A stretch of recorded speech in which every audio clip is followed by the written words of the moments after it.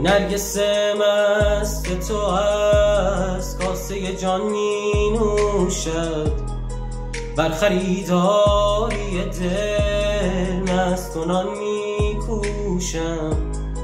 ای که از سینه روان گشته به تاوان وصال، هر نفس از قفس سینه برون می جوشد.